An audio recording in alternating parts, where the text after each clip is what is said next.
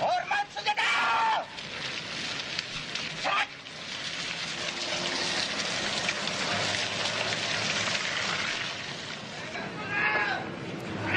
Hoegeng, polisi anti-suap, bertahan untuk tetap bersih di tengah kepungan praktik suap dan perilaku menjilat.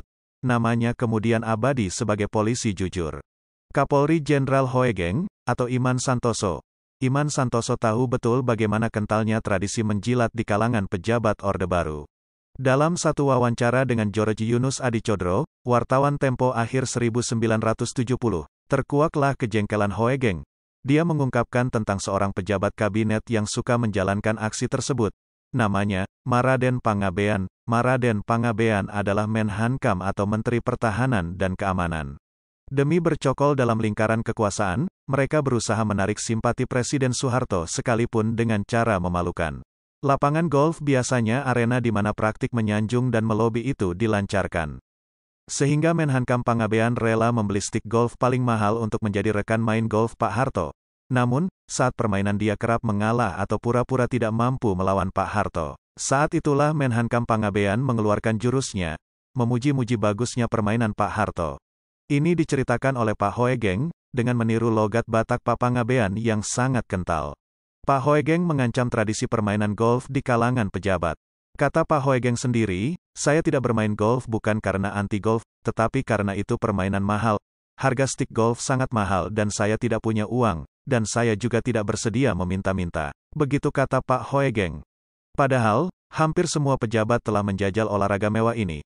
Bahkan Pak Hoegeng dijanjikan akan diberikan seperangkat alat main golf cuma-cuma.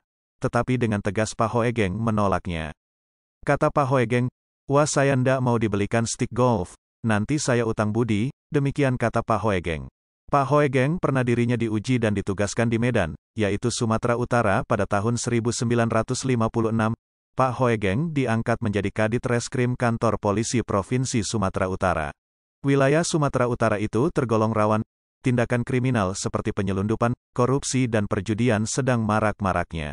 Kolega Hoegeng di kepolisian memperingatkannya agar berhati-hati. Pak Hoegeng sempat memikirkan kesiapannya. Namun, pada akhirnya dia mantap berangkat ke Medan. Baru saja berlabuh di Pelabuhan Belawan, Pak Hoegeng langsung disambut dengan acara penyambutan selamat datang dari seorang Tionghoa yang katanya dia sebagai panitia penyambutan itu. Dan selanjutnya jurus pamungkas pun dikeluarkan. Dengan ramah, ketua panitia menyatakan kegembiraan atas pengangkatan Pak Hoegeng sebagai pejabat baru di Medan. Dia menawarkan rumah dan mobil untuk membantu Pak Hoegeng bertugas. Namun, Pak Hoegeng mengucapkan terima kasih dan menolak pemberian itu. 2 bulan kemudian, orang yang sama mengirimkan perabotan mahal ke rumah dinas Pak Hoegeng. Seperti piano, lemari, meja, kursi tamu, bufet dan lainnya. Pak Hoegeng memerintahkan anggotanya membantu kuli mengeluarkan perabotan itu dan meletakkannya di pinggir jalan begitu saja. Pak Hoegeng sangat marah kepada orang yang mengirimkan perabotan itu. Menurut Pak Hoegeng, seluruh pendapatannya sebagai polisi barangkali tidak dapat membeli barang-barang mewah, akan tetapi itu lebih baik ketimbang saya melanggar amanah almarhum ayah saya dan mengkhianati sumpah jabatan sebagai penegak hukum di Republik ini. Bahkan dalam banyaknya kasus, Pak Hoegeng menangkap beberapa orang Cina yang melakukan sindikat perjudian dan tak hanya itu, setiap penggerebekan, Pak Hoegeng menangkap basah anggota tentara atau polisi yang menjadi backing usaha ilegal.